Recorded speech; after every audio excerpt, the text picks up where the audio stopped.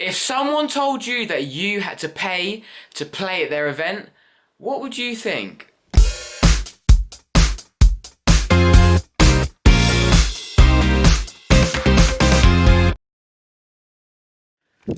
Hello, what's up YouTube, and welcome to this episode of Road to Professional DJ. In this episode, we're talking all about pay to plays. Now, some of you may be wondering what a pay to play is. It's a technique used by promoters and upcoming brands and clubs and club managers sometimes, in which people are asked to play on the basis that they can bring people. Now, sometimes it's just on the basis that you bring people. Sometimes it's that you bring 5 people, that you bring 10 people, or maybe even more. I've heard up to 20 people before. Promoters have asked for people to bring to their gigs. Now, what do I think about this? Before going too far into this, I myself am a DJ and I myself am a promoter. I have also done a few pay-to-plays in the past. Now, not exactly as strictly as I just mentioned then, but part of the criteria of me playing was that I could bring some people either as an individual or as a brand. So, also as someone who only sort of a year and a half ago was really trying to break into the scene, I had no leads, no opportunities, nothing going on for me. I feel like I really am someone who can open up this topic of conversation and view it from a few different angles. So here is my 2 cents. Right, so firstly, what are the negatives of pay-to-plays? Well, pay-to-plays, the most negative thing about them is the fact promoters are often using DJs to bring people to their events for 2 reasons. Number 1, to help pad them out, make them more busy, and number 2, to make them more money.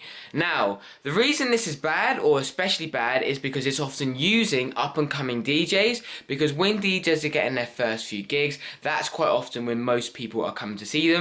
That is until, of course, they break through the other side and have people starting to come and see them just because they are playing. But brand new DJs often can draw a good crowd because it's their first gigs, so promoters tap into that and use it. The other big negative about this is it's taking it away from like the meritocracy sort of position of DJs aren't being asked to play because they're necessarily good DJs, or they've got good sound selection, or good mixing, or they're good at working the crowd, or any of those other really positive qualities. The DJs are being asked to play because they're good at bringing people down.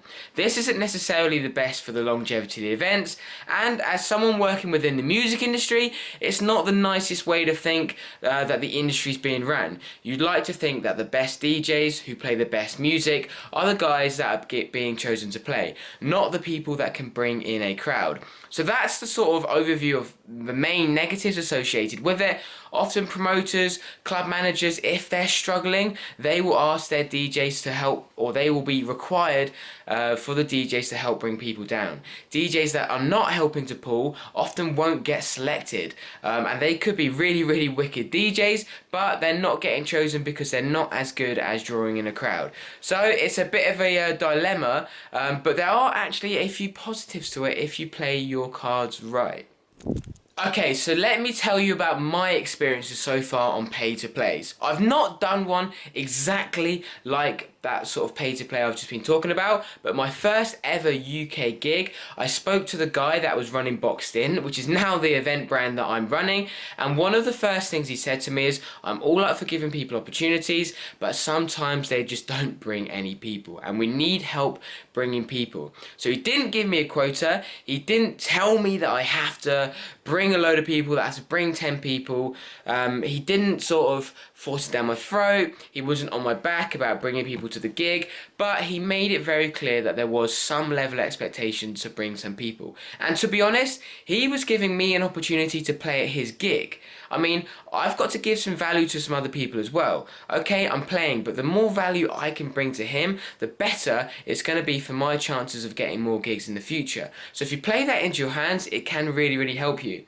A year and a half down the line, Budapest, a gig you may have just seen that I've done. The videos will be going up very soon of myself doing Budapest, but Budapest, our brand was working with them on the basis that we could bring some people. Now, we were getting paid for Budapest, so that definitely takes it one step away from a pay-to-play. I want to make that very clear. We did get paid by Budapest to play, but we were also given a rough quota of people to bring. The guide was 10 people to bring and you'll get a DJ set. We ended up bringing 27 people and we had 4 DJ sets. So they were very lenient on our people brought to DJ sets we got, and we got paid. So I want to make it very clear that that wasn't a classic pay to play that you do sometimes here in the industry, but there was an expectation to bring people.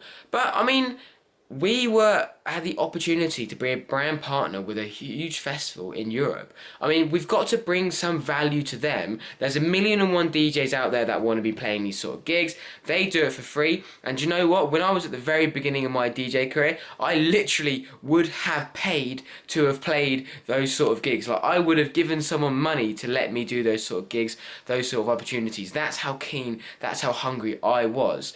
So I think Budapest worked in a very reasonable manner. We could bring value to them by helping to sell some tickets, bring some people along and play a few sets. They add value to us by giving us some wicked DJ sets and the opportunity for a few small paid gigs. So I think that actually pay-to-plays have got a place in the industry if done correctly, if used in the right way, if used in a fair way. But I also understand that there's a lot of people that aren't going to like them, and I really, really do understand the reasons for that. Also worth thinking actually within different industries within the music, for example, rock music gigs. For example, there's a band that I know, which I'm not going to name of, and they're a very, very, very big band, and they charge, I think it was like 10 to 15 grand or something to be one of their supporting bands on one of their tours. So this was literally a band paying to support this larger band which tours around the UK, Europe and around the world sometimes.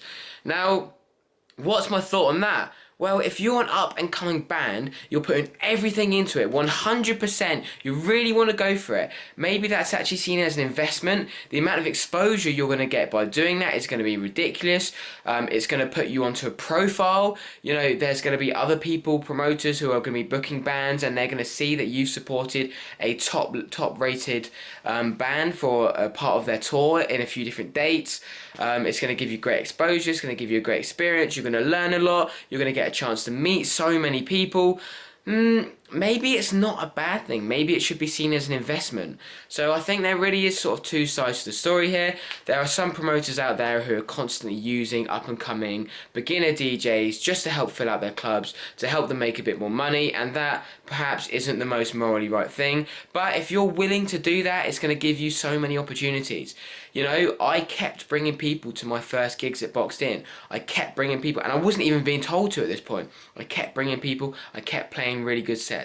I kept bringing, then all of a sudden, who is it that's bringing the most amount of value? When you can bring that much value, you're then going to be the person that gets taken to the top of the list. You're going to be chosen first. You're going to be running the show. You're going to be pulling more strings, and that's how people really get started in the music industry. Or maybe that's not how people really get started in the music industry, but that is definitely a way that you can get started in the music industry, and it's a way that I have. I've now done gigs in 7 countries. I've just got back from playing in Ibiza and Budapest, and one of my key methods has been to really try and promote the events that I am working. Give value to the people that are giving you sets. I mean, that's kind of reasonable.